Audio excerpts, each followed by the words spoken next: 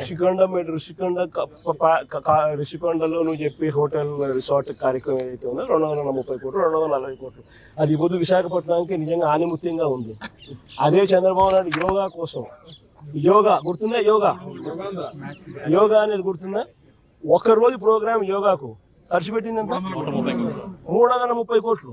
330 కోట్లు కనీసం నేనన్నా 240 కోట్లు పెట్టి బ్రహ్మాండమైన బిల్డింగ్ కట్టి విశాఖపట్నానికి తలమానికంగా ఉంది ఆ బిల్డింగ్. ఈ పొద్దు కూడా పోయినాను అనుకో, ఆ బిల్డింగ్ లోకి ఎవరైనా పోయి చూస్తే విశాఖపట్నం అంతా టూరిస్ట్ ప్లేస్ కింద కనపడుతుంది.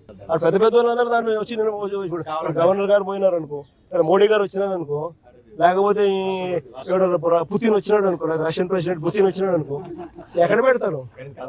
బ్రహ్మాండమైన రాజభవనం లాంటి బిల్డింగ్ అది 230 కోట్లతో కట్టినందుకు మాన్యుమెంట్ అక్కడ తయారైంది. వేరే ఇక్కడ ఒకరోజు యోగా, ఒకరోజు 330 కోట్లు, 330 కోట్లు ఆవిరి. దాన్ని ఏమంటారు?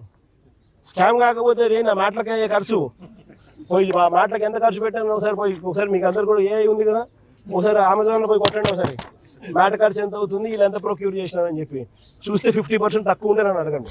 ఈ దేశ గౌరవ ప్రధాని మనకు ఘనమైన వారసత్వ సంపదగా లభించిన యోగాని ప్రపంచవ్యాప్తం చేసి ఇవాళ 180 దేశాలు యోగా నిర్వహించేలాగా చేసుకుంటుంటే జూన్ 11వ తేదీన అటువంటి ప్రధాని మన విశాఖపట్నంకి వచ్చి యోగా నిర్వహిస్తే దాంట్లో 3,20,000 మంది ఒక్కసారే పాల్గొంటే, రాష్ట్ర వ్యాప్తంగా 2,18,00,000 మంది పాల్గొంటే యోగా వేస్ట్ అని మాట్లాడుతున్నారు. మన ఆరోగ్యం కోసం మన ప్రివెంటివ్ మెజర్స్ తీసుకోవడం కోసం, అనారోగ్యం బారిన పడకోవడం కోసం మన ఋషులు వాళ్ళ అనుభవాన్ని రంగరించి మేళవించి మనకు అందించిన అద్భుతమైన వారసత్వ సంపదని ఇవాళ యోగా వేస్ట్ అని ఒక మనిషి మాట్లాడుతున్నాడు. యోగాను ప్రాక్టీస్ చేస్తున్న 2.5 కోట్ల జనాభాని అవమానించేలాగా మాట్లాడుతున్నాడు. ఇటువంటి వ్యక్తికి బుద్ధి చెప్పాలా లేదా? ఇటువంటి అద్భుత పాలన అందిస్తున్న కూటమిని ఆశీర్వదించాలా లేదా? ధన్యవాదాలు. భారత్ మాతా కీ.